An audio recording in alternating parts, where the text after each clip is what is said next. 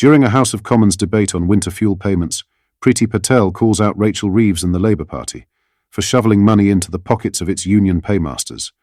We will of course check out the footage and give you a roundup of all the latest news in the British political space.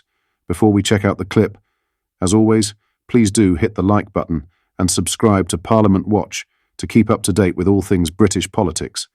So as stated in the intro, our clip takes us to the House of Commons, where a debate on winter fuel payments sees Priti Patel call out the Racheal Reeves and the Labour government in a savage takedown. Here, check the clip. 3 minutes. Well, who would have thought that one of the first acts of this awful, cruel, ideological Labour government would be to assault the nation's pensioners and remove winter fuel payments?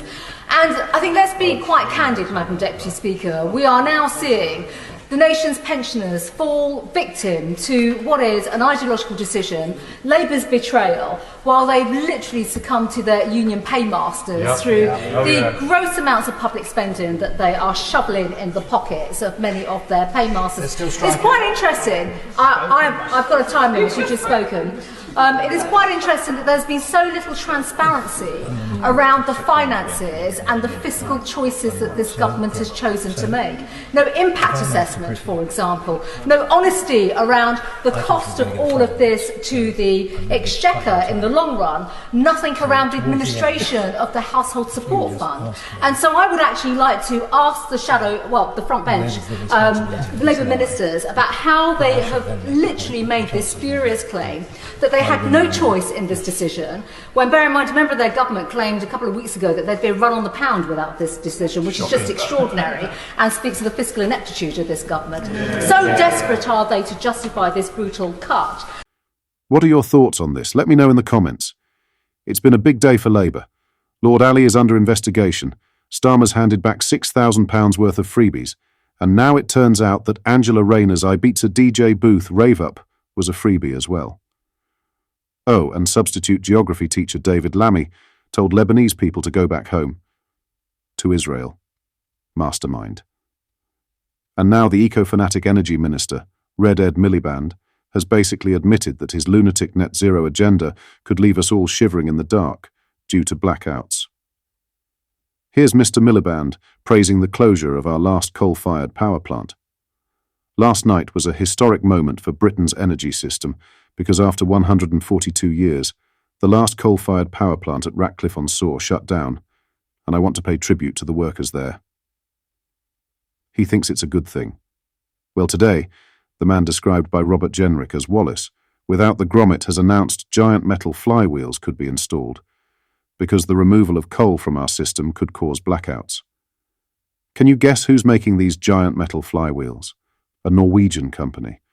So not only will we be forced to buy oil from Norway instead of using our own, we'll also probably pay them for our green energy as well.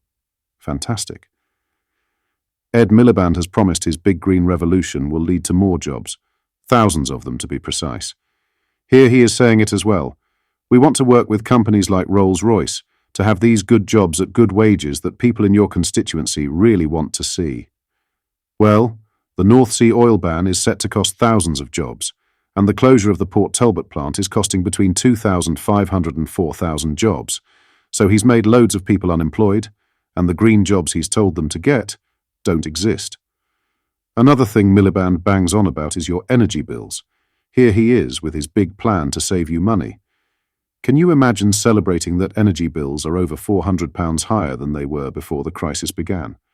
Well, that's what Rishi Sunak's been doing. Only Labour offers a plan for real change, to cut energy bills for good with GB Energy, our new publicly owned energy company. And here's the reality. Yesterday, energy bills rose by an average of £149 a year because the price cap went up 10%. In fact, we have the highest electricity prices in Europe. You're paying more for electricity than anyone in Europe. But don't worry, when they are not using giant metal flywheels, Ed Miliband's going to be relying on offshore wind. But the 2023 financial results are in, and they show that it cost the taxpayer £46 million to generate £13 million of electricity. So just so we're clear, Ed Miliband said he'd make us more energy secure, bring your bills down and create more jobs. The reality is, there'll be blackouts that leave us shivering in the dark, Your bills have gone up and more people are unemployed. In other news, Tom Tugendhat has taken a veiled swipe at fellow Tory leadership hopeful James Cleverly over his role in the surrender of the Chagos Islands to Mauritius. The archipelago, a British overseas territory, BOT, will be handed over to China ally Mauritius, alongside a financial support package, in order to address wrongs of the past, the Foreign Office said.